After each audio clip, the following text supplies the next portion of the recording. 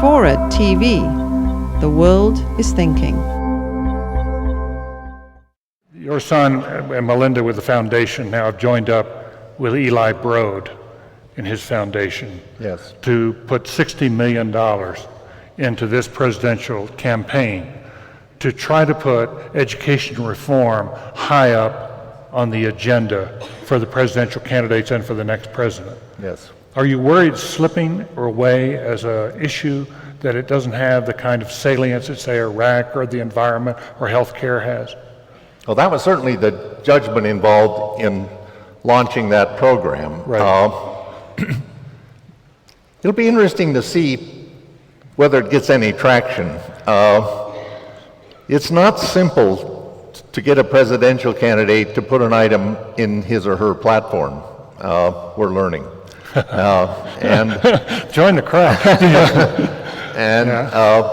But you know, there's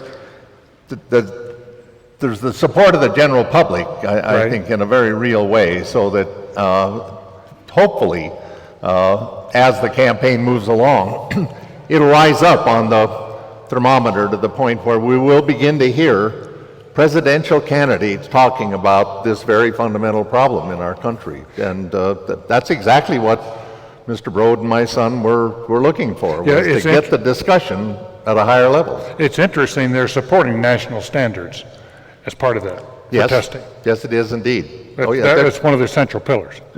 Right. I would say that in a broad way, the sense is the basic ingredients of the NCLB is part of what they're talking about. Right. Now, Governor Thompson, you've had, what, 2 Republican debates, I think, so far? 3. The education issue has not. Can you believe this? Yeah, exactly. Tell us about David, can you believe this? You know, running for president of the United States is truly a difficult thing. But isn't it amazing that in America, health care takes up 16% of the gross national product?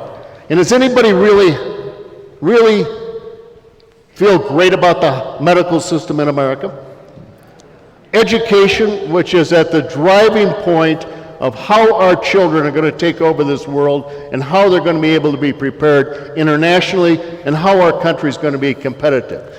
The PhDs in China, in India, are going straight up. The PhDs in America are slightly declining.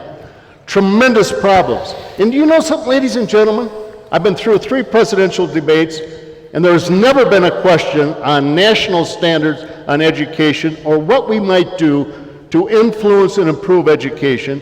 And there was not a question on health care until a blogger wrote in and said, ask Tommy Thompson the question on how he would transform health care 3/4 of the way through the 3rd presidential debate. Now, to me, our priorities that screwed up that we cannot get a tremendous debate going on education and health care in America. And that is what I really sincerely believe needs to be done in this presidential election. I would like to see every presidential candidate say, what are you going to do about health care? And don't tell me there's a problem with it. Tell me how you're going to fix it. Tell me what your problems are in education, but tell me how you're going to fix it. What the hell are you going to do about it? And you know something? I bet none of them can answer it, except me.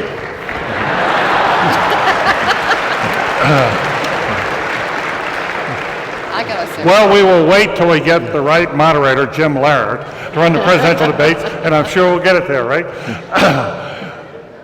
One quick thing to that point, having lived through a couple presidential campaigns, we got the practical problem that all of the presidential contenders just showed up at the NEA last week and signed a pledge that said we want less accountability and more money. And in a primary kind of discussion, we see Democrats have to attend to the unions, and we see conservatives have to tend to folks who want school vouchers only, want to abolish the Department of Education, don't want any kind of testing at all, damn sure don't want national standards.